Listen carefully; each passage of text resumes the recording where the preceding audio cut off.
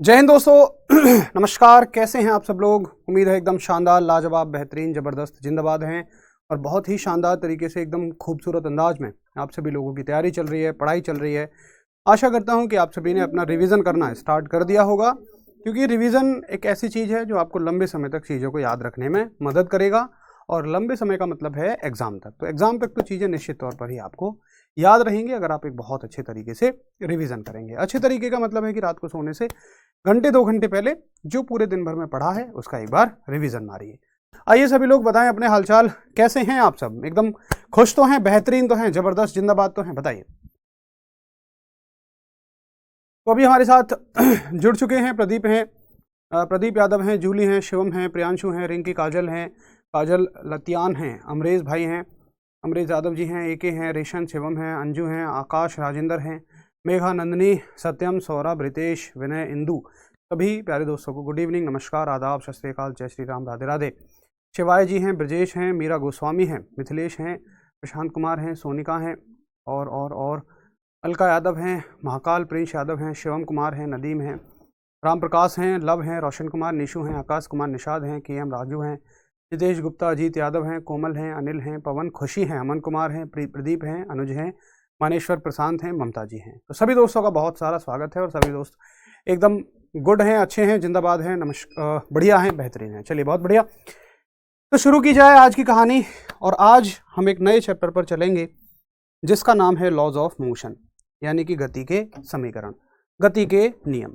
कल हमने मोशन के बारे में पढ़ा था और मोशन में हमने देखा कि कैसे 1D और कैसे 2D मोशन दोनों एक दूसरे से अंतर रखते हैं, कैसे दोनों एक दूसरे से सेपरेट हैं।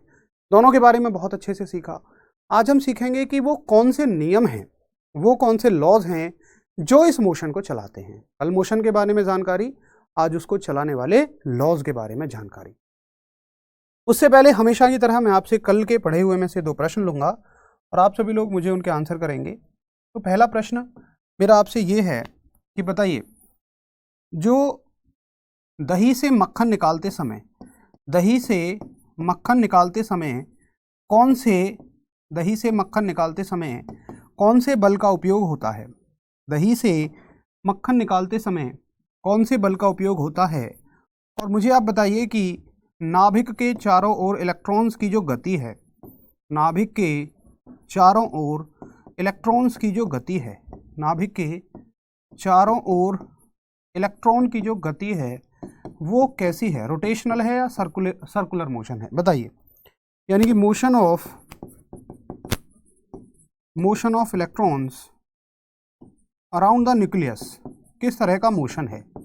Motion of electrons around the nucleus ये किस तरह का मोशन है, बताइए।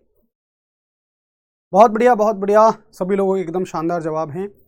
और सभी लोगों का पहले क्वेश्चन का आंसर है अपकेंद्रीय बल, यानी कि सेंट्रीफ्यूगल फोर्स। तो दही से मक्खन निकालते समय बाहर की तरफ एक फोर्स लगता है जिसको हम क्या बोलते हैं, अपकेंद्रीय बल। मज़ा आ गया। सभी बच्चे बहुत अच्छी मेहनत कर रहे हैं भाई, सभी दोस्त एकदम बढ़िया तरह से। सभी का आंसर लगभग ठीक है, सेंट्रीफ्यूगल फोर्स। सेंट्रीफ्यूगल फोर्स इसका एकदम लाजवाब आंसर है। नाभिक के चारों ओर इलेक्ट्रॉन्स की गति, तो नाभिक के चारों ओर इलेक्ट्रॉन्स की गति सर्कुलर या रोटेशनल सर्कुलर या रोटेशनल, ये बताइए। वृत्तीय गति है या घूर्णन गति है। तो नाभिक के चारों ओर इलेक्ट्रॉन अगर घूम रहा है तो क्लियर दिख रहा है कि वो किसी और चीज के चारों ओर घूम रहा है, और किसी और चीज के चारों ओर जो गति होती है वो आपका सर्कुलर मोशन में आता है, सर्कुलर मोशन में आता है। यानी कि ये गति आपकी वृत्तीय गति में आती है, वृत्तीय गति में आती है, सर्कुलर मोशन में आता है। ठीक है, चलिए अब थोड़ा सा आगे बढ़ें और आज के चैप्टर की शुरुआत करें जिसका नाम है गति के नियम। तो देखिए, गति के नियमों में सबसे पहली जो राशि आती है, क्योंकि फिजिक्स तो राशियों का अध्ययन है, तो सबसे पहली जो राशि आती है वो आती है जड़त्व, यानी कि इनर्शिया। अब देखिए इनर्शिया क्या होता है, जड़त्व क्या होता है।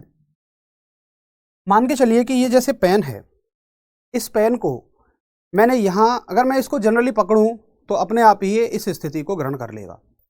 मैंने कहा यार पेन भैया कब तक ऐसी ज़िंदगी गुजारोगे, मैंने अपनी इस वाली फिंगर की मदद से बोला कि भैया पेन चलो तुम थोड़ा सा ऊपर उठ जाओ।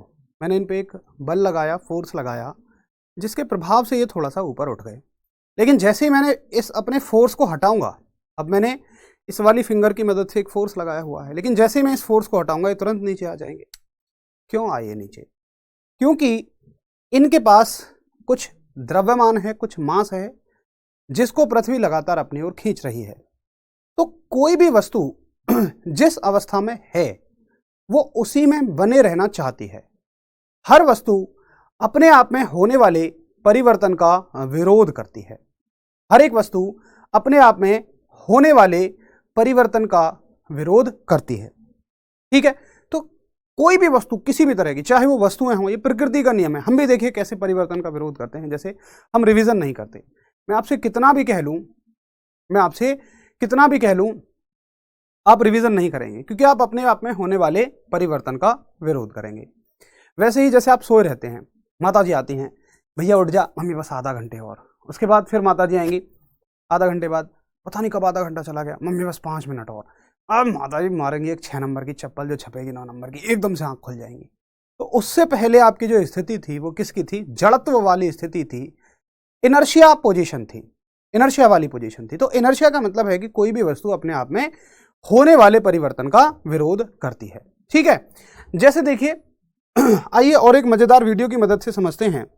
एक वीडियो मैं आपके लिए लाया हूं कि देखिए ये रील बनाने वाले भैया हैं दो। अब ये क्या कर रहे हैं? बढ़िया तरह से गाड़ी पे ऊपर बैठे हुए हैं। अब देखो हुआ क्या है इस स्थिति में कि जैसे ही गाड़ी पर ब्रेक लगे हैं, फिर एक बार समझिए, थोड़ा सा आप इसको ध्यान से देखिए, मैं आपको समझाई देता हूं फिर। ये देखो उतर गए चश्मे पश्मे। तो देखिए हुआ क्या है इस स्थिति में कि ये गाड़ी के ऊपर बैठे हुए हैं। गाड़ी मान लीजिए 60 किलोमीटर पर आवर की गति से चल रही है, तो इनकी गति भी 60 किलोमीटर पर आवर है।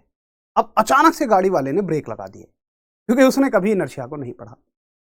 बिल्कुल सफिशिएंट रहेगा, गाड़ी वाले ने ब्रेक लगा दिए। अब भाई गाड़ी तो इंजन से चल रही है, ब्रेक लग गए, तुरंत रुक गई, 0 हो गई उसकी स्पीड।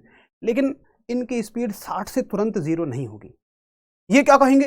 हे यार हम कैसे, इनका शरीर कहेगा हे यार हम कैसे 0 हो जाएंगे, हम पुष्पा झुकेंगे नहीं, हम 60 की से ही आगे जाएंगे। ये आगे जाके नीचे गिर जाएंगे। तो ये सारी चीजें जो होती हैं ये सब जड़त्व के अंदर आती हैं। इनको बोलते हैं हम इनर्शिया, यानी कि जड़त्व। बताइए समझ में आया? और देखिए तो जड़त्व का मतलब है कि कोई भी वस्तु अपने आप में होने वाले परिवर्तन का विरोध करती है। भाई थोड़ा सा मैं चीज़ों को ना, जो ज़्यादा जैसे लैंग्वेज लिखनी रहेगी इंग्लिश और हिंदी में, तो मैं उनको पहले से लिख के लाया हूँ, कोई दिक्कत तो नहीं है किसी को। उससे थोड़ा सा ये फ़ायदा हो जाएगा कि हमें खामे-खां की यहाँ ज़्यादा लिखना नहीं पड़ेगा। मेरे हिसाब से फिजिक्स एक समझने का विषय है, जहाँ पर लिख के समझाने की आवश्यकता पड़ेगी मैं आपको लिख के ही समझाऊँगा, लेकिन जिन चीज़ों को लिखने की आवश्यकता नहीं है वो समझ में ऐसे ही आ सकती हैं, उनको हम इस तरीके से करेंगे ताकि हमारा सिलेबस अपने सही समय पर कंप्लीट हो, हम कम समय में ज़्यादा चीज़ों को समझ पाएँ। ठीक है, तो ये लिखा हुआ है कि जिसके कारण कोई भी वस्तु अपने आप में होने वाले परिवर्तन का विरोध करती है। सवाल आएगा कि इसकी खोज किसने की थी? बड़ा ही इंपॉर्टेंट सवाल है कि इसकी खोज किसने की थी। तो आप लोग याद रखेंगे कि इसकी जो खोज है वो गैलीलियो ने की थी। किसने की थी? एक साइंटिस्ट हुए जिनका नाम था गैलीलियो। तो गैलीलियो साहब ने इसकी खोज की थी। ये बहुत ही इंपॉर्टेंट सवाल है। चलिए भास्कर क्लियर है एकदम? बहुत बढ़िया। तो अभी हमने, ठीक है भाई, पॉलिटी की क्लास के लिए बोल दो एक बार टीम को कि पॉलिटी की क्लास नहीं डली है। ओके है, सब कुछ ओके है, बहुत बढ़िया। एसएसबी में रनिंग के लिए मैंने एक वीडियो बनाई है कल, आप प्लीज उसको देख लीजिए, कोई प्रॉब्लम नहीं है, बहुत बढ़िया। अगर आपका आभार मतलब आपका प्यार ऐसे ही बना रहे तो चीजें बहुत ही स्मूथ चलेंगी। बहुत सारा प्यार भाई आपको आर्यन जी। इनर्शिया की खोज न्यूटन ने नहीं किया था। कृष्णा जी अपने डाउट्स को दूर करिए। न्यूटन साहब ने क्या किया था वो हम आगे पढ़ेंगे। जो आपको सिखाया जा रहा है बिल्कुल बढ़िया है। एंगुलर मोशन नहीं बताया, अरे विकास चौहान जी एंगुलर मोशन पूरा कल एंगुलर मोशन नहीं बताया है। सर्कुलर मोशन, रोटेशनल मोशन दोनों एंगुलर के ही पार्ट थे। ठीक है, चलो तो इनर्शिया का मतलब हो गया कि कोई वस्तु अपने आप में होने वाले चेंज का विरोध करती है। और एग्जाम्पल देखिए, जैसे कि मान के चलिए गिलास के ऊपर आप एक कागज रखिए, कागज के ऊपर एक सिक्का रख लीजिए, ठीक है, और फिर उस कागज को बहुत तेजी से खींचिए, बहुत ज्यादा तेजी से। तो सिक्का जो है वो कागज के साथ नहीं जाके वहीं के वहीं गिर जाएगा। करके भी देख सकते हैं, आपने वीडियोस वगैरह में भी देखा होगा। तो हुआ क्या है कि सिक्का अपनी स्थिति का विरोध नहीं कर, मतलब अपनी स्थिति में परिवर्तन नहीं करना चाहता, वो जैसा है वैसा रहना चाहता है, क्योंकि उसमें कुछ द्रव्यमान है। ठीक है, क्योंकि उसमें कुछ द्रव्यमान है। चलो बहुत बढ़िया प्राची, वेरी गुड। तो हर चीज अपनी स्थिति में होने वाले परिवर्तन का विरोध करती है। अब किसकी वजह से करती है? द्रव्यमान की वजह से ही तो करती है। भाई एक बात बताइए, अगर मैं एक मोटे आदमी से और एक पतले आदमी से दौड़ने को बोल दूं तो मुझे बताइए कि कौन ज़्यादा विरोध करेगा?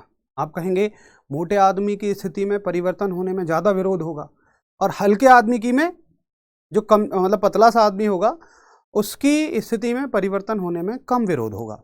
इसका मतलब इनर्शिया किसका गुण है? जड़त्व किसका गुण है? द्रव्यमान का गुण है। ठीक है, तो ये भी चीज़ शायद कहीं लिखी होगी, अगर नहीं लिखी है, हाँ ये लिखी हुई है यहाँ पर कि जड़त्व जो है, इनर्शिया जो है, वो किसकी प्रॉपर्टी है? वो मास की प्रॉपर्टी है। यहाँ से भी आपका सवाल पूछा जाता है कि इनर्शिया किसकी प्रॉपर्टी है, जड़त्व किसके कारण होता है? तो जड़त्व द्रव्यमान के कारण होता है। ठीक है, चलो अखिलेश कह रहे हैं आपके पढ़ाने का तरीका हमें पसंद आता है। शिवानी जी ठीक है, सीडीएस के लिए बिल्कुल ले सकते हैं, सीडीएस में इससे ऊपर की साइंस नहीं आएगी। चलो अब देखिए, जड़त्व कितने तरह का होता है, इनर्शिया कितने तरह का होता है? तो इनर्शिया 3 तरह का होता है। एक तो रुकी हुई विराम का जड़त्व यानी कि इनर्शिया ऑफ रेस्ट, एक इनर्शिया ऑफ मोशन, एक इनर्शिया ऑफ डायरेक्शन। आप इनको 1 बाय 1 समझेंगे तब ज्यादा बेहतर समझ में आएगा। ठीक है, पहला देखो एक बार इनर्शिया ऑफ रेस्ट, कि इनर्शिया ऑफ रेस्ट क्या होता है, विराम का जड़त्व क्या होता है। तो समझो बातों को। जैसे मान के चलिए कोई बस विराम में है, आप उसमें जाके बैठ जाते हैं। अब लड़के लोग तो क्या करेंगे, बस में एक सीट अपनी लेंगे, एक सीट देखने के लिए ढूंढ लेते हैं कि कहाँ पे अपनी नजरें गड़ानी है ना, ऐसे करके देखते रहेंगे। तो मान लीजिए किसी बस में विराम अवस्था में बैठे हुए हैं आप भी, और बस भी विराम में है। तो हो क्या रहा है, पूरा सिस्टम 0 स्पीड से है, लेकिन जैसे ही अचानक बस चलना शुरू कर देती है तो देखिए होगा क्या कि आपकी बॉडी का यहाँ से नीचे का हिस्सा जो सीट के पूरी तरह से कांटेक्ट में है, या यहाँ से नीचे का सारा हिस्सा, जितना हिस्सा बस के कांटेक्ट में है, तो वो तो बस के साथ तुरंत ही गति को ग्रहण कर लेगा। जैसे मान लो बस ने अचानक से स्पीड बनाई 20 की, तो यहाँ से नीचे का हिस्सा तुरंत ही 20 की स्पीड पर आ जाएगा। लेकिन यहाँ से जो ऊपर का हिस्सा है वो क्या कहेगा, अरे यार हम रेस्ट में हैं तो रेस्ट में रहेंगे, हम विराम में रहेंगे, हम पुष्पा हैं, हम किसी की बात नहीं मानेंगे। तो होगा क्या, ये विराम में रहने की कोशिश करेगा, तो ये वाला हिस्सा जो है ये आगे निकल जाएगा और ये वाला हिस्सा पीछे रह जाएगा। तो हमें क्या महसूस होगा, पीछे की तरफ एक झटका महसूस होगा। क्या ऐसा सभी ने किया है? एक बार थम्स अप करिए। क्या ऐसा सभी ने किया है कि एक बार थम्स अप करिए। तो क्वेश्चन आएगा कि बस के चलने पर यात्री को अचानक पीछे की ओर झटका लगता है, ऐसा किस लिए होता है? तो आप कहेंगे ऐसा इनर्शिया ऑफ रेस्ट के कारण होता है, ऐसा विराम के जड़त्व के कारण होता है। क्या सभी को समझ में आ गया? एक बार थम्स अप करिए। चलो बहुत बढ़िया विनय, आप जैसे पढ़ाते हैं नोट्स बनाने की जरूरत ही नहीं है। ठीक है ठीक है, पीडीएफ से भी पढ़ सकते हैं, बाकी नोट्स बनाएंगे तो बढ़िया तरीके से रिवाइज हो जाएंगे। बिल्कुल सतेंद्र, काम हो जाएगा उनसे। सही है,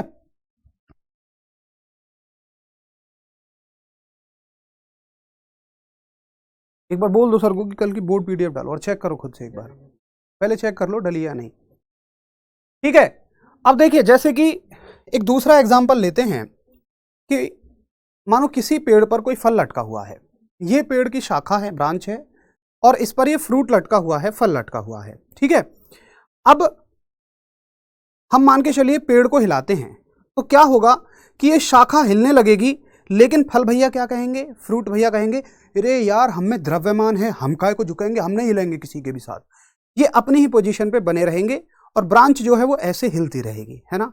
अब आपको भी पता है कि भाई अगर किसी चीज़ को बार बार ऐसे तोड़ मरोड़ोगे तो निश्चित तौर पर ही वो क्या हो जाएगी, टूट जाएगी। इसीलिए पेड़ को हिलाने पर पेड़ से फल टूट जाते हैं। तो सवाल बस इतना बनता है कि पेड़ से फलों का गिरना, पेड़ से फलों का टूटना या पेड़ से फलों का गिरना किसका उदाहरण है? ये विराम के जड़त्व का उदाहरण है, ये इनर्शिया ऑफ रेस्ट का उदाहरण है। क्योंकि फ्रूट्स जो थे वो आपके रेस्ट में ही रहना चाहते थे। ठीक है, दूसरा एग्जाम्पल क्लियर है। तीसरा, मतलब जो भी चीज विराम में रहना चाहती है वो सारे के सारे एग्जाम्पल विराम के जड़त्व के हैं। तीसरा एग्जाम्पल देखिए, बहुत बढ़िया बहुत बढ़िया, सभी बच्चों का बहुत सारा प्यार आ रहा है। मैं साइड हो जाता हूँ, शायद आपको नोट करना है, स्क्रीनशॉट लेना हो, स्क्रीनशॉट तो अलाउड नहीं है। बाकी आप लोग ऐसी मेहनत करते रहिए, बढ़िया, थोड़ा मुझे भी अच्छा लगेगा कि हाँ चीज़ें आपको बेहतर क्लियर हो रही हैं। अब देखिए जी सर, सेम एग्जाम्पल है इंटरमीडिएट नोट्स में, बिल्कुल सारी चीज़ें वही हैं। अब तीसरा एग्जाम्पल आप देखिए, जैसे मान के चलिए आपके कंबल को अगर मैं झाड़ने लगूँ तो आपके कंबल में से या आप जो भी कपड़ा बिछाने ओढ़ने के लिए इस्तेमाल करते हैं उसमें से 2-3 किलो धूल निकल ही जाएगी, कभी धुला ही नहीं होगा। लड़के लोगों के साथ ज़्यादा, और जो बाहर रह के पढ़ाई कर रहे हैं उनके साथ तो ज़्यादा ही। तो जैसे ही मैं आपके कंबल को झटकूंगा, होगा क्या, मान के चलिए ये कंबल है और ये उसमें जमी हुई धूल है, ठीक है। बोर्ड पीडीएफ नहीं है ना, हाँ बोर्ड पीडीएफ नहीं है, इनको बोल दो बोर्ड पीडीएफ के लिए। तो मान के चलिए ये धूल है और ये कंबल है ना। अब देखो, जैसे ही मैं कंबल को झटकूंगा तो कंबल में बहुत तेजी से गति आ जाएगी ऐसे करके, लेकिन ये जो धूल है यहीं की यहीं रुक जाएगी, क्योंकि धूल क्या कह रही है, ओ भाई हम किसी के साथ गति में नहीं आएंगे, हम किसी के भी साथ गति में नहीं आएंगे, है ना।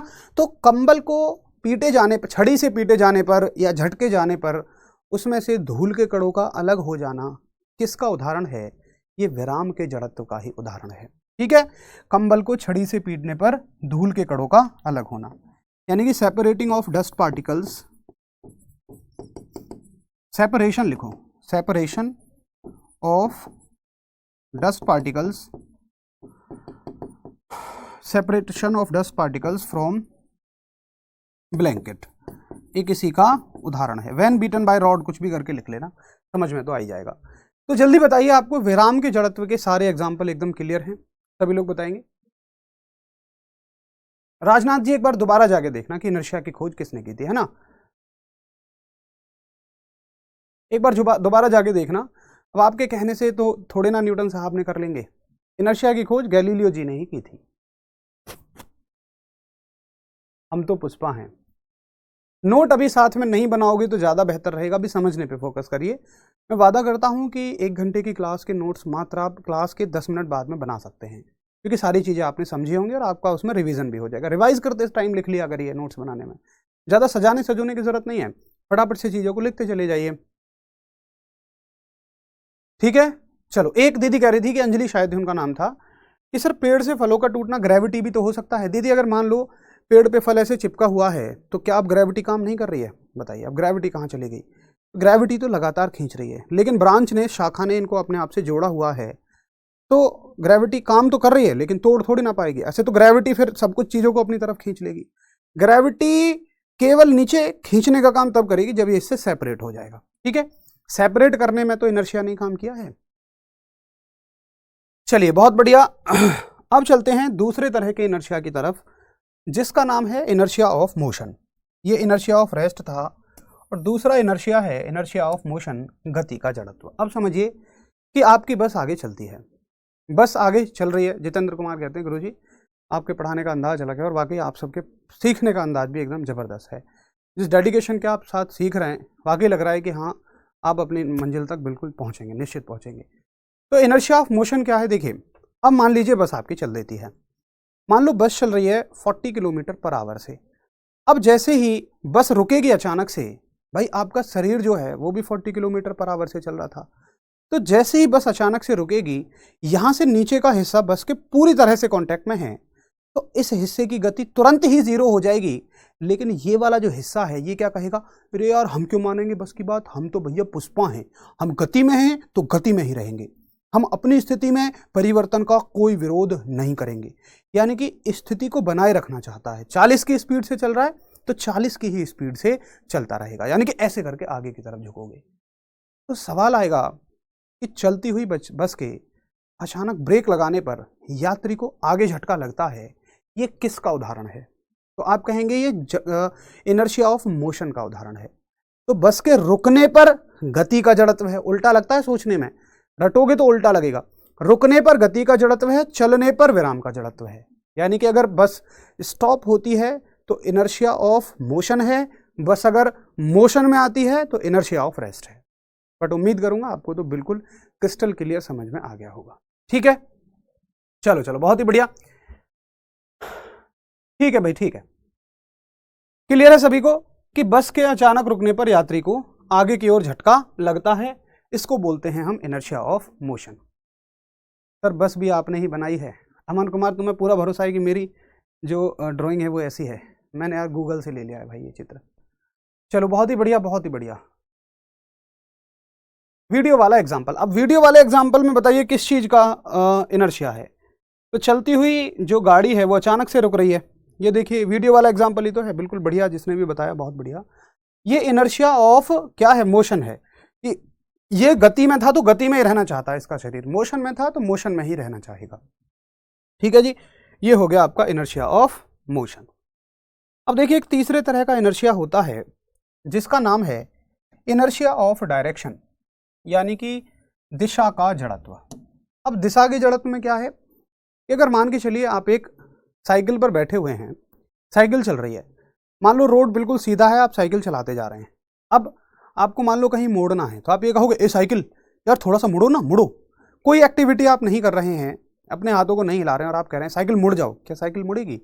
मेरे हिसाब से तो नहीं। क्वेश्चन भी बड़ा अजीब सा लगता है, क्योंकि भाई तो साइकिल जो है ना वो अपनी स्थिति में कोई परिवर्तन नहीं करेगी, इवन अगर आप उसे मोड़ोगे तो वो विरोध भी करेगी, यानी कि आपको ताकत लगानी पड़ेगी, जबरदस्ती करके मोड़ रहे हो आप उसको, साइकिल नहीं चाहती है। तो जब आप किसी वस्तु की दिशा बदलते हैं फोर्स लगाकर, बल लगाकर, तो आप इनर्शिया ऑफ डायरेक्शन की बात कर रहे होते हैं, दिशा के जड़त्व की बात कर रहे होते हैं। ठीक है, चलो बहुत ही बढ़िया। गोली वगैरह की बात आगे करेंगे। देखिए इतना तो आपको भरोसा हो गया होगा कि भाई कोई भी टॉपिक छोड़ा नहीं जा रहा है, पूरी डिटेल्स में पढ़ाएंगे आपके स्तर की जो चीजें हैं।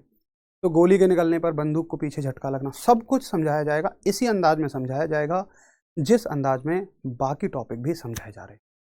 तो ये आपका एग्जाम्पल हो गया भाई किसके? इनर्शिया के, यानी कि जड़त्व के। तो उम्मीद है आपको जड़त्व पूरी तरह से क्लियर हो गया होगा, इनर्शिया आपको पूरी तरह से क्लियर हो गया होगा। अब एक दूसरी राशि की तरफ चलते हैं आज की, जल्दी से बताइए सभी को क्लियर है?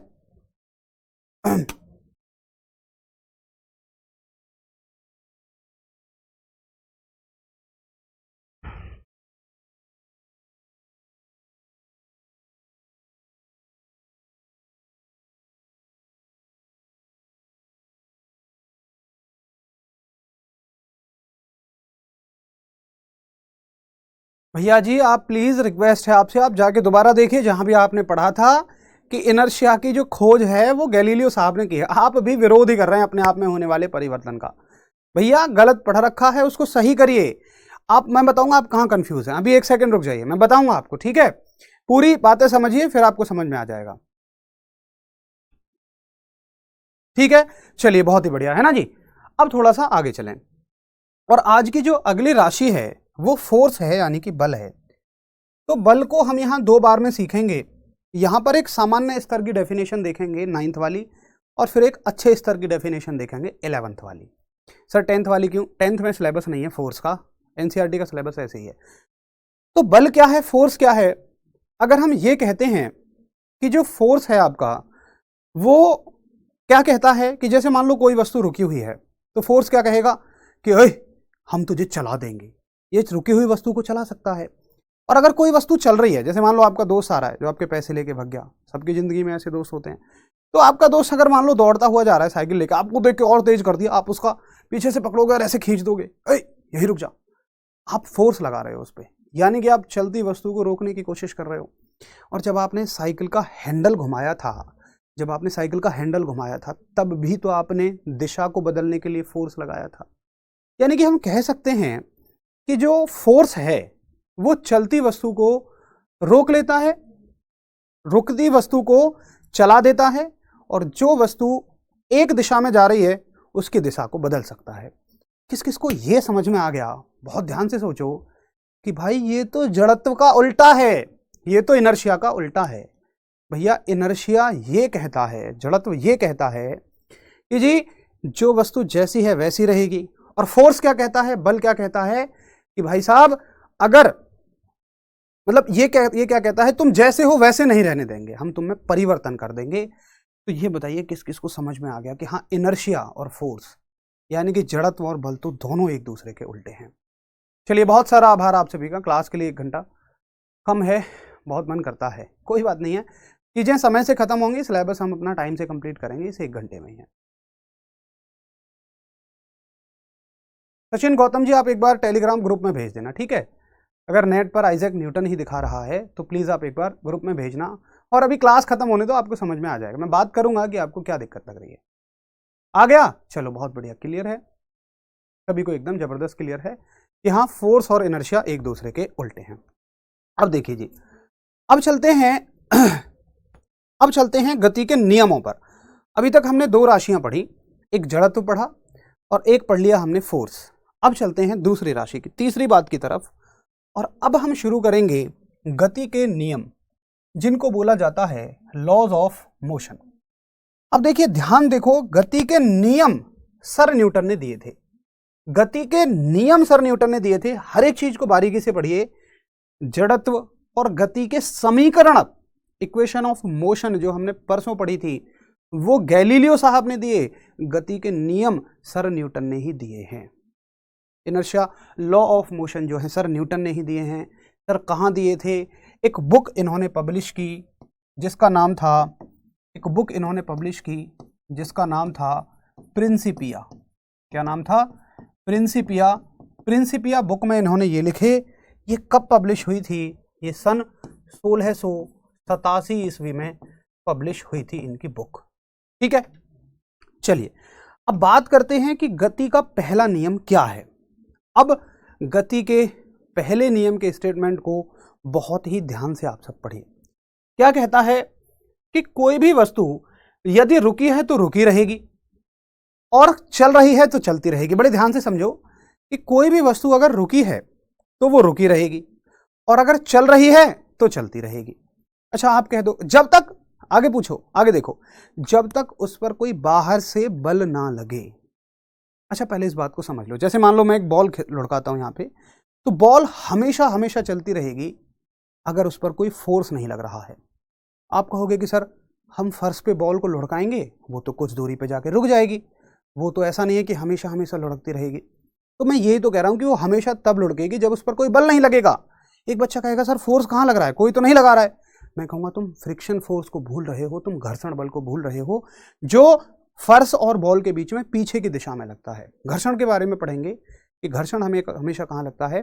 गति की दिशा की उल्टी दिशा में। जैसे गति इधर है तो पीछे की तरफ, तो घर्षण उसको पीछे रोकता है ना। यानी कि कोई भी वस्तु अगर रुकी है तो रुकी रहेगी, चल रही है तो चलती रहेगी, जब तक उस पर बाहर से किसी भी तरह का कोई भी फोर्स ना लगे। क्या आपको ये नहीं लग रहा कि सर न्यूटन ने बहुत ही खूबसूरती से जड़त्व और बल, इनर्शिया और फोर्स को आपस में मिला दिया है? बताइए, जिसको लग रहा हो बहुत बढ़िया, नहीं लग रहा हो तो ये बात पेपर में नहीं आएगी, ना ही गति का पहला नियम आपसे पेपर में पूछा जाएगा, लेकिन समझने के लिए जरूरी है। क्या पूछा जाएगा वो भी मैं आपको बताऊंगा। तो भाई, जो गति का पहला नियम है ये जड़त्व और बल को आपस में रिलेट कर देता है, क्योंकि जड़त्व कहता है कि रुकी है तो रुकी रहेगी और बल कहता है नहीं, हम तुम्हें चला देंगे। और पहला नियम कहता है कि कोई भी वस्तु अगर रुकी है तो वो जब तक रुकी रहेगी जब तक उस पर बाहर से कोई बल ना लगे। तो आपका इनर्शिया और फोर्स को जोड़ने का काम, यानी कि जड़त्व और बल को जोड़ने का काम पहला नियम करता है। अब देखिए, ये बात नहीं समझ में आती है, कोई दिक्कत नहीं है। अब देखिए, ध्यान से सुनिए कि इस नियम को, अब सुनना, ध्यान से सुनना, ध्यान से। पहले नियम का सवाल पूछा जाएगा, पहले नियम का अन्य नाम क्या है? पहले नियम का अन्य नाम क्या है? गति के तीनों नियमों के कुछ और नाम भी हैं भाई। पहला नियम, दूसरा नियम, तीसरा नियम तो है ही, इनके अन्य नाम भी हैं, उनसे भी सवाल बनता है। तो पहले नियम का जो अन्य नाम है वो क्या है आपका? लॉ ऑफ इनर्शिया, जड़त्व का नियम, क्योंकि ये जड़त्व और बल को रिलेट करता है। और ध्यान रखना, इसी नियम से हमें बल की परिभाषा मिलती है, इसी नियम से हमें बल की परिभाषा मिलती है। यानी कि डेफिनेशन ऑफ फोर्स जो है, जो डेफिनेशन ऑफ फोर्स है वो हमें कहां से मिलती है? फर्स्ट लॉ से ही मिलती है। तो देखिए, ये नियम जो है ना, जड़त्व और बल यानी कि इनर्शिया और फोर्स दोनों को रिलेट करता है। इसलिए एक बात तो इसमें जड़त्व की छिपी हुई है और एक बात इसमें बल की छिपी हुई है, यानी कि फोर्स की छिपी हुई है। अब देखिए कि न्यूटन साहब के पहले नियम को जड़त्व का नियम कहते हैं। जड़त्व की खोज नहीं की थी न्यूटन साहब ने, जड़त्व की खोज तो गैलीलियो साहब ने ही की थी। बस गति के पहले नियम को जो सर न्यूटन ने दिए उनको जड़त्व का नियम कहते हैं। तो आपसे यह पूछा जाएगा, अब आप देखिए जो गूगल पे आप सर्च कर रहे हैं कि जड़त्व का नियम किसे कहते हैं, आप वो चीज सर्च कर रहे हैं। भैया जड़त्व का नियम किसने दिया? तो भाई जड़त्व के नियम के लिए तो सर न्यूटन का ही नाम निकल के आएगा। फिर से एक बार समझिए, सारी चीजें एक बार समझिए कि अगर मैं बात करता हूं गति के समीकरण, एक साथ समझिए गति के समीकरण। अगर आप ये सोचे कि नहीं भैया जो हमने पढ़ रखा है वो ही सही है, तो फिर आप क्वेश्चन गलत कर देंगे। थोड़ा सा चेंज करिए, equation of motion, equation of motion, ठीक है, प्लस जड़त्व का कॉन्सेप्ट, इनर्शिया के बारे में सबसे पहले किसने बताया? तो आप आंसर करना कि इनके बारे में सबसे पहले बताया गैलीलियो साहब ने, ठीक है। उसके बाद अगर हम बात करते हैं कि गति के नियम, गति के नियम यानी कि laws of motion, laws of motion, ठीक है, प्लस जड़त्व का नियम। अब इसका पहला नियम ही जड़त्व का नियम है, जड़त्व का नियम यानी कि लॉ ऑफ इनर्शिया, जो कि गति का पहला नियम भी है। ये किसने खोजे थे? इनके लिए श्रेय जाता है सर न्यूटन को। अब बताइए सभी को क्लियर है? जल्दी बोलिए, सभी को क्लियर है? तो जिन बच्चों को यहां कंफ्यूजन था वो गूगल पे जड़त्व का नियम सर्च कर रहे हैं, या आप गैलीलियो न्यूटन डालेंगे तो ये आ जाएगा, गैलीलियो के लिए आ जाएगा, ठीक है। बाकी अगर आपको गलत लग रहा हो तो लीजिए, मैं आपको गूगल से ही सर्च करके दिखाई देता हूं। अब जिस की बात कर रहे हैं, मैं कहता हूं कि जड़त्व का नियम मत देखिए, जड़त्व की खोज देखिए, ठीक है। ये लीजिए कि जड़त्व की खोज किसने की, ठीक है। अब आपको अगर दिख जाए तो देखिए कि जड़त्व की खोज के लिए क्या आ रहा होगा? गैलीलियो आ रहा होगा। शायद आपको उल्टा नजर आ रहा होगा, बट फिर भी कुछ तो दिख ही जाएगा। देखिए थोड़ा बहुत अगर दिख रहा हो तो गैलीलियो आ जाएगा। लिखना यही कि जड़त्व की खोज किसने की, तो डाउट नट है, इन्होंने कह रहे हैं कि जड़त्व के नियम का प्रतिपादन मतलब गैलीलियो ने कहा। जड़त्व के जनक कौन थे? तो गैलीलियो थे, टेक्स्ट बुक पे भी यही है। तो बिल्कुल ध्यान से चीजों को समझिए, तो ये क्रिस्टल क्लियर है, आगे से कोई डाउट ना रहे। तो ये बात हो गई गति के पहले नियम की। अब देखो बहुत सारे बच्चों को तो यहां भी दर्द हो सकता है, बहुत सारे बच्चे यहां परेशान होंगे, सर बल की परिभाषा, सर F बराबर m में तो हम गति के दूसरे नियम में पढ़ते हैं। अरे भैया ये सूत्र है, ये क्या है मेरे प्यारे बच्चे? सूत्र है, ये फॉर्मूला है। तो F बराबर ma, बल का जो फॉर्मूला है ये गति के दूसरे नियम में मिलता है, लेकिन परिभाषा पहले ही नियम से मिलती है। सूत्र जो है वो पहले नियम से मिलता है, सूत्र जो है वो पहले नियम से मिलता है, बट परिभाषा आपकी दूसरे नियम से मिलती है। कोई बात नहीं यार, जिनको डाउट है सभी के डाउट क्लियर होने चाहिए, इसीलिए उन्होंने शायद बैच लिया है, इसीलिए वो RWA से जुड़े हैं ताकि डाउट्स क्लियर हों, ठीक है।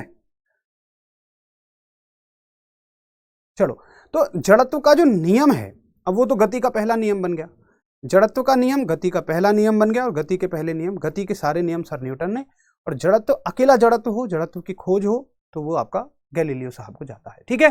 चलो आगे चलते हैं। अब चलते हैं गति के दूसरे नियम की तरफ। तो गति के दूसरे नियम को समझने से पहले हमें एक राशि समझनी पड़ेगी जिसका नाम है संवेग, तब हम गति का दूसरा नियम समझ पाएंगे मोमेंटम को समझने के बाद। एक बहुत ज़्यादा सेकंड नियम को समझने के लिए भी बहुत इंपॉर्टेंट है, और पेपर में सीधे सीधे भी इससे सवाल आते हैं। जिन टॉपिक पर स्टार लग जाए समझ लेना कि वाकई वो इंपॉर्टेंट है। अब संवेग क्या होता है? देखिए मैं आपसे एक बात पूछता हूँ कि जो आपका दोस्त मान लीजिए पैसे लेकर भाग गया है, मान लीजिए आपने उससे कहा कि तू पैसे तो मेरे देगा नहीं, मैं एक काम करता हूँ तेरे ऊपर छोटा सा एक प्रैक्टिकल कर लेता हूँ। वो कहेगा बताओ क्या प्रैक्टिकल है? तू कहना कि तू आ जा मेरे घर। आ गया वो, एक मान लो आप 10 ग्राम का कंचा लेना, बहुत छोटा सा मार्बल जो होता है, और उसे उसके सर पे जेंटली रख देना। या फिर मान लो 1 किलो का पत्थर लेना, सॉरी आप 1 किलो का पत्थर लेना और जेंटली बहुत प्यार से आप उसे उसके सर पे रख देना। वो कहेगा बस हो गया प्रैक्टिकल। तुम पूछना तुझे कोई चोट लगी? वो कहेगा नहीं। फिर बोलना देख अगर तुझे 1 किलो के पत्थर से चोट नहीं लगी तो मैं 1 ग्राम का कंचा दिखाना छोटा सा कि इसे तेरे सर पे रखूं तो क्या कोई दिक्कत होगी? वो कहेगा कोई दिक्कत नहीं होगी। 2 कदम पीछे हट के खींच के मारना। बताइए दिक्कत होगी कि नहीं? अरे भैया दिक्कत, खोपड़ी में अंदर घुस जाएगा। थोड़ा और पीछे से मारोगे तो खोपड़ी में अंदर घुस जाएगा। मुझे बताइए कि 1 किलोग्राम का पत्थर, 1 किलोग्राम का पत्थर, 1 किलोग्राम का पत्थर या कहिए 1000 ग्राम का पत्थर, 1 किलो में 1000 ग्राम होते हैं, जो काम नहीं कर पाया वो 1 ग्राम का छोटा सा कंचा कैसे कर गया? छोटा सा मार्बल कैसे कर गया? मुझे बताइए, आखिर उस कंचे को क्या ऐसी चीज मिल गई जो उसकी ताकत इतनी ज्यादा बढ़ गई, जो उसकी पावर्स इतनी ज्यादा बढ़ गई? बताइए जल्दी से, मैं एक शब्द सुनना चाहता हूं आपसे। चलिए प्रदीप, बहुत सारा आभार आपका। ठीक है, तो चीजें थोड़ी सी मिक्स फॉर्मेट में शायद आपने वन लाइनर फॉर्म में कहीं से याद कर रखी होंगी, और हमारा काम बस यही है कि उनको क्लियर कराना, उनको एक वे में, एक सीक्वेंस में लेके चलना, हर चीज को जोड़ के सीखना। संजीव जी, तीनों सेकंड नियम को जानने के लिए संवेग कराना बहुत जरूरी है। यही तो दिक्कत है, वो कह रहे हैं सर पहले तीनों नियम करा दो फिर संवेग करा देना। आपने गलत पढ़ा है हर जगह। आप पहले तीनों नियम पढ़ते हैं फिर संवेग पढ़ते हैं। मैं कह रहा हूं दूसरा नियम को संवेग के बगैर समझा ही नहीं जा सकता। बोलो कौन सी चीज ऐसी मिल गई उसे?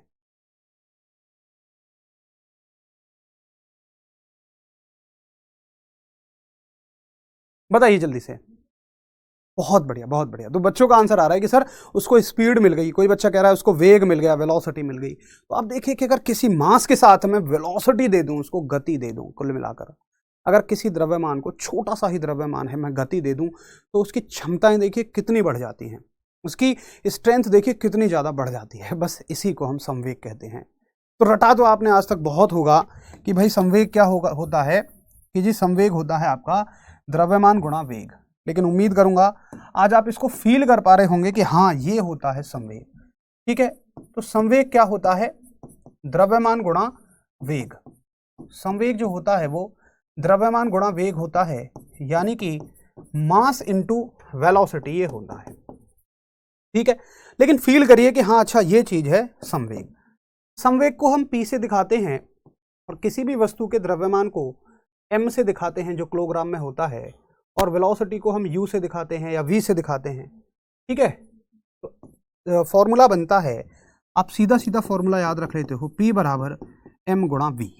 ठीक है जी, ये फॉर्मूला आप सीधा सीधा याद रख लेते हैं। क्लियर है सभी को? गति मिल गई, बहुत ही बढ़िया।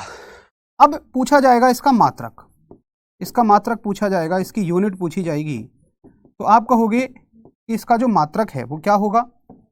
भाई द्रव्यमान का मात्रक क्या है? द्रव्यमान का मात्रक केजी है, और वेग का मात्रक क्या है? मीटर पर सेकंड। ठीक है, तो मात्रक निकल गया।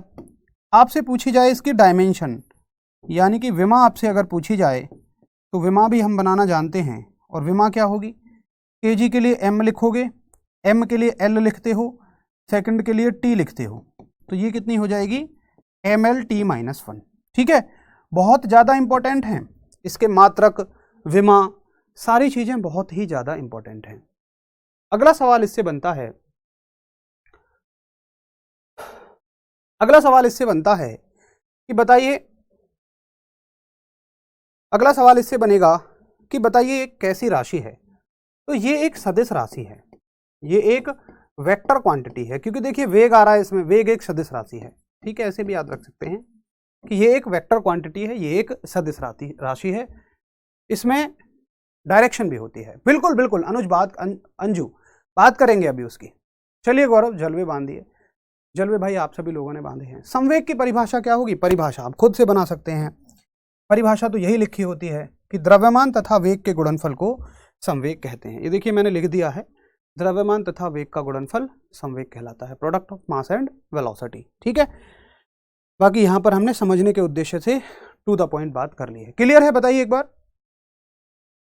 चलो चलो, बहुत बढ़िया नवी मिश्रा, आपकी क्लास बेस्ट हो जाती है समझने के लिए, और ये वाकई अच्छी बात है कि देखिए मेरे सामने एक चैलेंज ये होता है कि जब किसी भी बैच में मैं कांस्टेबल स्तर पर, अब ऐसे मत समझना कांस्टेबल का मतलब ये नहीं है कि कोई छोटा है बड़ा है, मतलब मैं ये कहना चाह रहा हूँ कि कांस्टेबल या यूपीएससी वाले बच्चे वो हैं जिनकी बैकग्राउंड आर्ट्स है, 12th में आर्ट्स ली होगी, बीए करी होगी, तो शायद उन्होंने विज्ञान कभी पढ़ी नहीं होती, और विज्ञान अपने आप में एक ऐसा शब्द है डरावना सा, हमारे आसपास ऐसा ही माहौल बना हुआ होता है। तो एक चैलेंज ये होता है, मुझे लगता है कि यार बच्चे समझ पाएंगे या नहीं, लेकिन वाकई इस बैच में जो बच्चे हैं वो बहुत ही बेहतरीन और शानदार हैं। हर आदमी, हर बच्चा एकदम समझने के उद्देश्य से चीज़ों को लेता है, क्लास को लेता है। वो कमेंट से ही पता लग जाता है, आपके कमेंट बड़े बढ़िया होते हैं। जी वैभव बताइए। पॉलिटी के लिए मैंने बोल दिया है भाई, थोड़ी बहुत देर में उसका सोल्यूशन हो जाएगा जल्दी ही।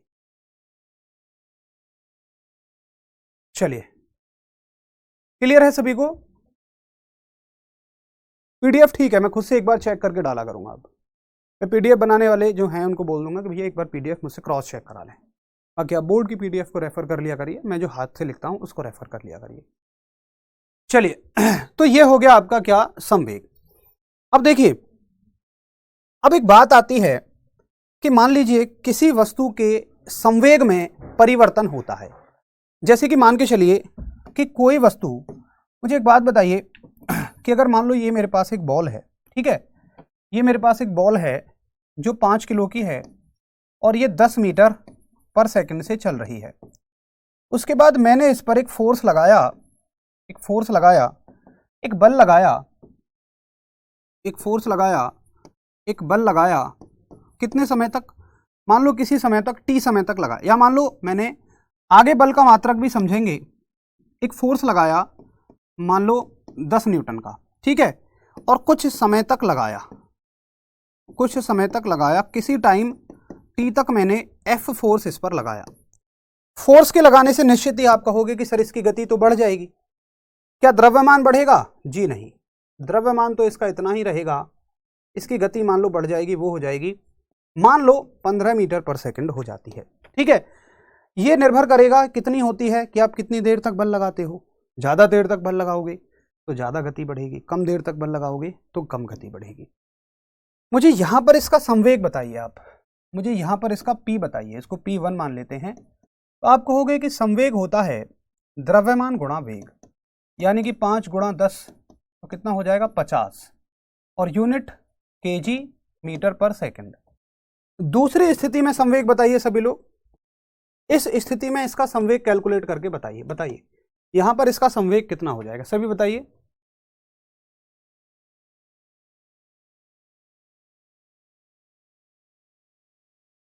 अनिल कुमार, ठीक है, सारे फैक्टर्स की बात अलग है, लेकिन जो मैं बता रहा हूं वो भी तो है ना। अभी हमें उस पॉइंट पर फोकस करना है जिस पॉइंट की हम बात कर रहे हैं, बस। ऐसे तो बहुत सारी चीजें हैं भाई, जैसे मान के चलिए कि अगर एक बस चल रही है और मैं आपको ब्रेक लगाने का कॉन्सेप्ट समझाना चाह रहा हूं, तो फिर मैं ब्रेक पे फोकस करूंगा। मैं ये क्यों बताऊंगा कि इंजन भी होता है, उसमें एक कार्बोरेटर भी होता है, ये होता है, वो होता है। तो जिस चीज के बारे में बात करें उसके बारे में कहेंगे, है ना। आंख बंद करके भरोसा कर लीजिए, मैं वादा करता हूं पेपर में कभी गलत नहीं होगा। चलिए जी, बहुत बढ़िया। तो कितना हो जाएगा, क्वालिटी का करवा दिया जुगाड़ भाई, ठीक है।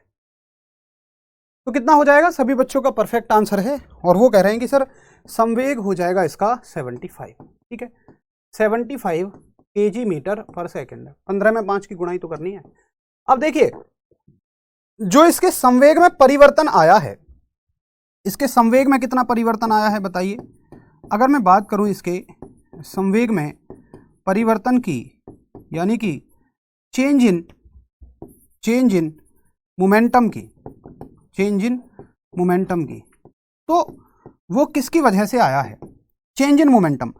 भाई इसके संवेग में कुछ परिवर्तन आया है, मतलब पहले इसका संवेग कितना था 50, नॉर्मल संवेग 50 था, लेकिन मैंने कुछ बल लगाया और बल के लगाने से संवेग हो गया 75।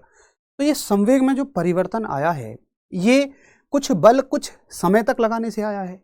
तो संवेग में जो परिवर्तन आया है वो किस वजह से आया है कि आपने बल लगाया है कुछ समय तक, यानी कि आपने फोर्स लगाया है कुछ टाइम तक, ठीक है जी। तो संवेग में परिवर्तन जो है, इसका फॉर्मूला बन गया बल गुणा समय, और इसी को हम क्या कहते हैं, इसी को हम आवेग कह देते हैं, ठीक है। संवेग में परिवर्तन को ही हम क्या कह देते हैं, आवेग कह देते हैं, इंपल्स कह देते हैं। कहने का मतलब है कि ये तीनों बातें एक ही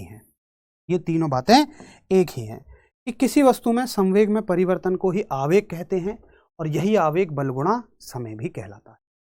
तो आवेग के दो फॉर्मूले हो जाएंगे, चाहे तो आप आवेग को ये कहिए कि जी ये बल गुणा समय होता है, या फिर आप ये कहिए कि ये किसी वस्तु के संवेग में परिवर्तन होता है, कि किसी वस्तु का चेंज इन मोमेंटम होता है। बताइए एक बार, आपको समझ में आ गया? सिर्फ इतना सोचना है कि किसी वस्तु का अगर मोमेंटम चेंज हो रहा है, अगर किसी वस्तु का संवेग चेंज हो रहा है, तो हम कहेंगे अब ये आवेग है।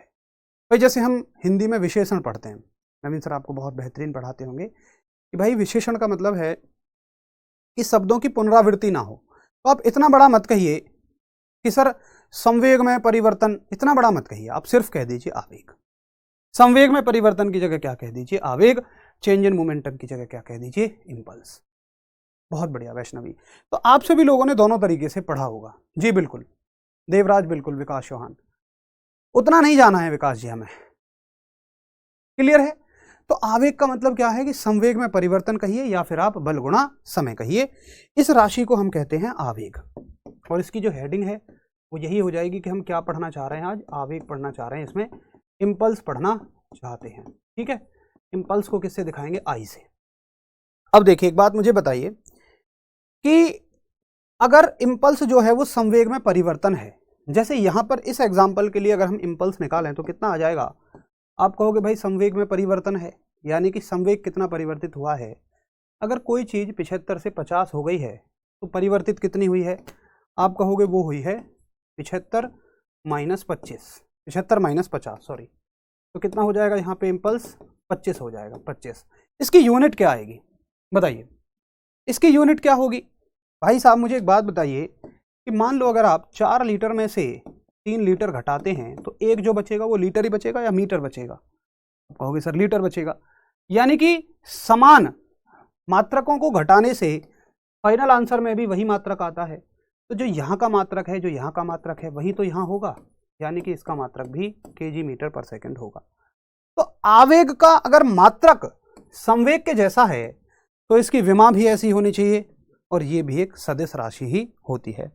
यहाँ पर मैंने सब कुछ बढ़िया तरीके से लिख दिया है कि आवेग का सब कुछ किसके जैसा होता है, संवेग के जैसा ही होता है। तो सवाल देखिए इसी तरीके से आता है, जैसे सवाल पूछा जाएगा आपसे पेपर में। अब देखिए मैं कभी ये नहीं कहता कि बिल्कुल सीधा सीधा बोर्ड पे जो हम पढ़ रहे हैं वो सवाल आ जाएगा, लेकिन मैं इतना कहता हूं कि आप रटो मत, कॉन्सेप्ट से पढ़ो। अगर घुमा के भी सवाल बनता है तो आप कर जाओगे। जैसे देखिए सवाल आ जाएगा कि निम्न में से किसका मात्रक समान है, निम्न में से किसका मात्रक समान है, यानी कि किस किस की यूनिट सेम है या सेम नहीं है। ठीक है, सेम यूनिट नहीं है, ऐसे शॉर्ट में लिख देते हैं। सवाल आएगा कि किसका मात्रक समान नहीं है। आपके पास ऑप्शंस होंगे, ए ऑप्शन होगा वेग तथा चाल, यानी कि velocity and speed, velocity and speed. B option होगा आपका दूरी तथा विस्थापन, दूरी तथा विस्थापन, यानी कि डिस्टेंस एंड डिस्प्लेसमेंट। ठीक है, तीसरा ऑप्शन होगा आपका संवेग तथा आवेग। देखो सीधे सीधे सवालों को तो आप डायरेक्ट कर ही दोगे, मैं वो सवाल बता रहा हूं जो घूम के मिलता है, यानी कि momentum and impulse, impulse short में लिख दिया है मैंने। डी ऑप्शन होगा बल व ऊर्जा, बल व ऊर्जा, यानी कि फोर्स एंड एनर्जी। अब बताइए किस किस का मात्रक समान होगा।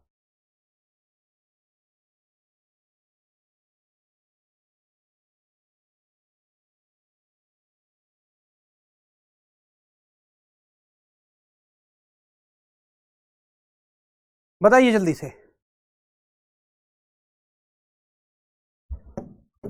जल्दी से बताएंगे।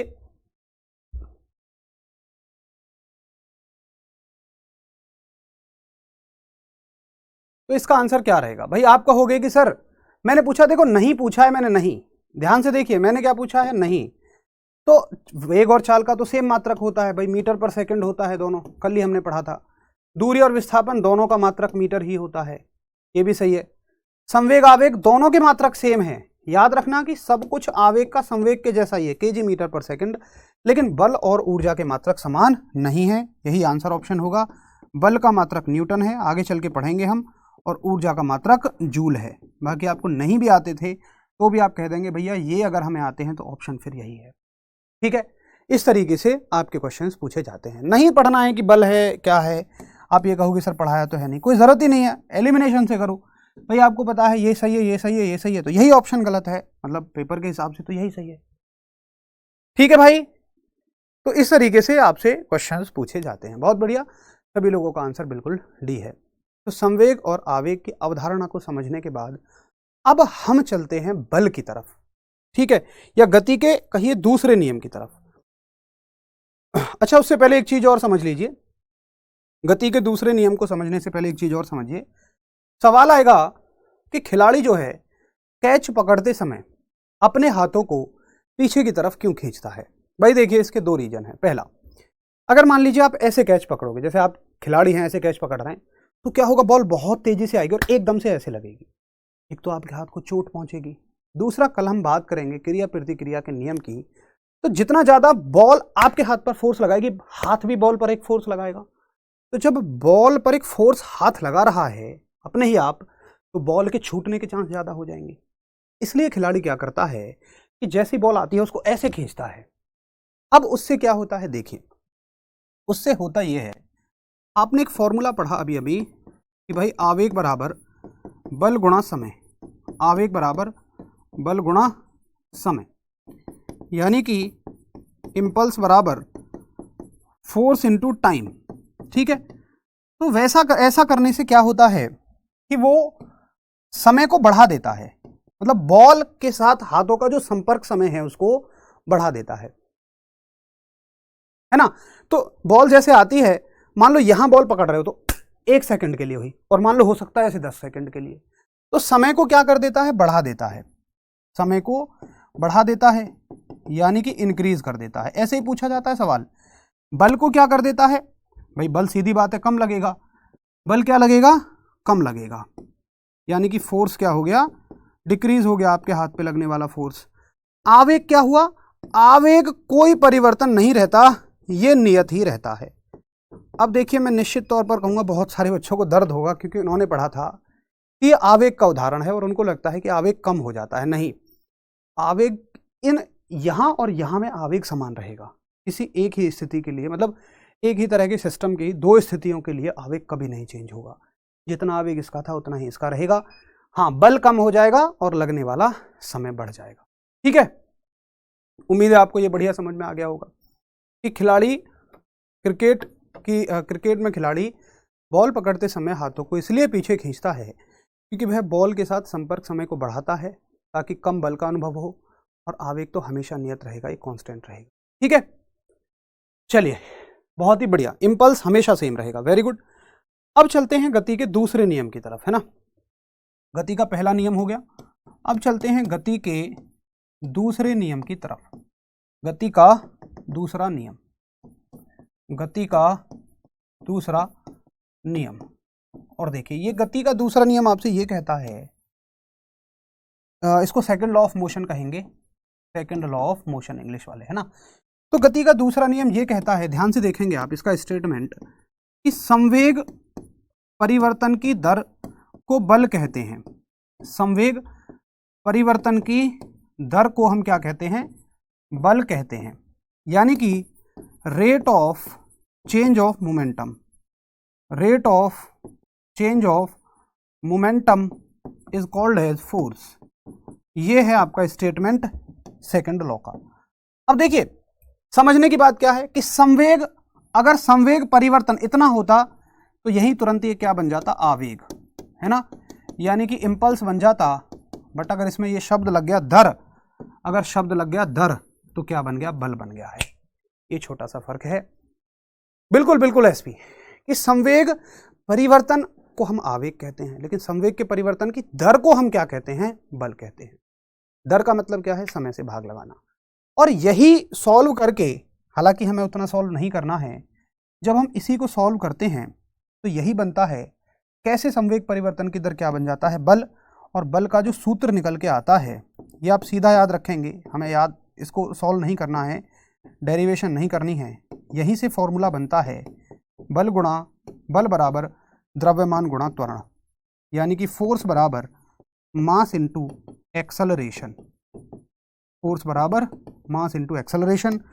फोर्स को हम किससे दिखाते हैं, एफ से, मास को इसको एफ से दिखाएंगे, इसको हम एम से दिखाएंगे, इसको ए से, तो एफ बराबर ma हो जाता है। ठीक है, ये होता है इसका फॉर्मूला। तो गति का दूसरा नियम, सवाल आता है कि गति के दूसरे नियम का अन्य नाम क्या है। तो भाई चूंकि ये बल और त्वरण के बीच में संबंध देता है तो इसको किसका नियम जाना जाता है, इसको बल व त्वरण का नियम भी कहते हैं। ठीक है, इसको बोला जाता है law of force and acceleration. ठीक है, मैं शॉर्ट में लिख देता हूं, वहां पर सारी बातें बढ़िया लिखी हुई हैं, F बराबर ma। Very good. पूछा जाएगा बल के बारे में अगर हम बात करें तो अगर हम सेपरेटली बल के बारे में बात करें, फोर्स के बारे में बात करें, तो फोर्स एक ऐसी राशि है, फोर्स एक कैसी राशि है। अगर फोर्स के बारे में देखें, बल के बारे में देखें, तो फोर्स एक कैसी राशि है। आप कहेंगे सबसे पहली क्लास में हमने समझा था, मतलब जब मैंने सदिश और अदिश आपको पढ़ाए थे कि इसमें दिशा चाहिए ही चाहिए, तो ये एक सदिश राशि है। इसका मात्रक क्या है, अब मात्रकों में बड़े अच्छे से समझना है। यूनिट में इसकी 3 तरह की यूनिट होंगी। कौन कौन सी, देखिए अगर इसकी MKS यूनिट निकालोगे, मीटर किलोग्राम सेकंड सिस्टम में, तो m की यूनिट किलोग्राम होगी, एक्सेलरेशन की मीटर पर सेकंड स्क्वायर, तो ये हो जाएगी kg मीटर पर सेकंड स्क्वायर। अगर आप इसकी SI यूनिट की बात करोगे SI सिस्टम में, तो वो होती है न्यूटन। ठीक है, और अगर आप इसकी CGS सिस्टम में बात करोगे, ये तीनों ही यूनिट पूछी जाती हैं, तो ये होती है डाइन। और याद रखेंगे कि एक न्यूटन में, न्यूटन और डाइन के बीच जो संबंध होता है, एक न्यूटन में 10 की पावर 5 डाइन होते हैं। अरे ये वो डायन नहीं है जो आपकी ज़िंदगी में है, ये कौन है, ये तो डाइन वाला है, DYNE। ये लो जी, एक न्यूटन में 10 की पावर 5 डाइन होते हैं। ये है बल का मात्रक, और ये पूरा का पूरा गति का दूसरा नियम है, जिसको मैंने बढ़िया तरीके से इस तरीके से लिख दिया है। चलिए, तो उम्मीद है आपको क्लास सारी चीज़ें बढ़िया तरीके से समझ में आ गई होंगी। डायमेंशन भी बिल्कुल आप निकाल सकते हैं, एक बच्चे ने डायमेंशन भी निकाल दी है।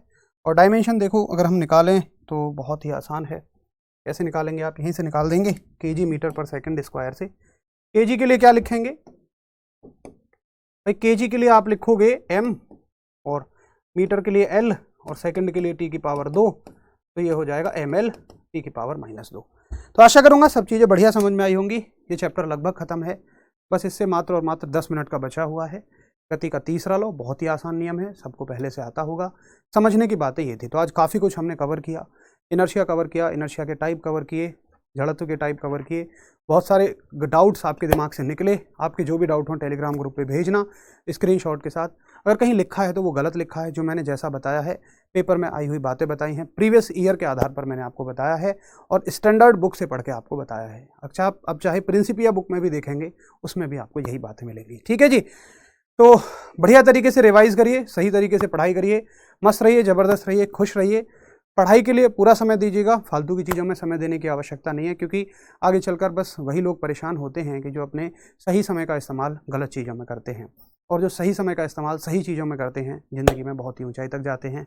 पैसा आप कमा सकते हैं, समय कभी नहीं कमाएंगे। एक समय चल रहा है, घर वाले आपको सपोर्ट कर रहे हैं, सारी चीज़ें आपके पक्ष में हैं। एक समय के बाद, साल 2 साल 3 साल के बाद, क्षमताओं के अनुसार, क्योंकि हम सब लोग मीडियम फैमिली से हैं, मैं भी इसी तरह के एक परिवार से हूँ। घर वाले हमेशा सपोर्ट नहीं करते, 1 साल 2 साल के बाद वो उम्मीदों भरी नज़र से देखने लगते हैं। उनकी भी मजबूरी है, क्योंकि और भी छोटे भाई बहन हैं, सारी चीज़ें हैं। तो साल 2 साल का जो समय आपको मिला हुआ है, इसका भरपूर सदुपयोग करिए। फालतू की चीज़ों को दरकिनार कर दीजिए, थोड़ा बहुत रखिए हर चीज़ को एंटरटेनमेंट के पर्पज़ से, लेकिन उसके चक्कर में अपना लॉस मत करिए। सबसे सही तरीका है कि आप जरूरी काम को सबसे शुरू में करिए। जरूरी काम क्या है, आपकी पढ़ाई। हम क्या करते हैं, पहले इंस्टाग्राम चला लेता हूँ फिर पढ़ लूँगा, नहीं, पहले आप पढ़िए फिर इंस्टाग्राम चलाइए। इंस्टाग्राम चलाने के बाद जब आप पढ़ेंगे तो पढ़ ही नहीं पाएंगे, पहली बात तो बहुत सारा समय निकल जाता है। और मैं वादे के साथ कहता हूँ कि जब आप इंस्टाग्राम 2-2 3-3 घंटे रील्स देखते हैं तो कभी आपको एक खुशी नहीं हुई, हमेशा एक गिल्ट होता है, हमेशा एक पश्चाताप होता है, यार मैंने तो अपना सारा समय वेस्ट कर दिया। तो आप इंसान होकर क्यों अपनी आदतों को नहीं सुधारना चाहते हैं? आदतें सुधारना वाकई एक बहुत बड़ा टारगेट है, बट आदतें आपको सुधारनी पड़ेंगी। अगर आप उतना ही करते रहे जितना आपने आज किया, कल किया, तो उतना ही मिलेगा जितना आपको आज और कल मिला है। कल कुछ बेहतर पाने के लिए बेहतर तो करना ही पड़ेगा, इसलिए अपना सारा समय बढ़िया तरीके से पढ़ाई पर फोकस करिए। सोशल मीडिया को एंटरटेनमेंट के पर्पज से बाद में रखिए। चलिए मिलते हैं कल, नमस्कार, धन्यवाद, गुड नाइट।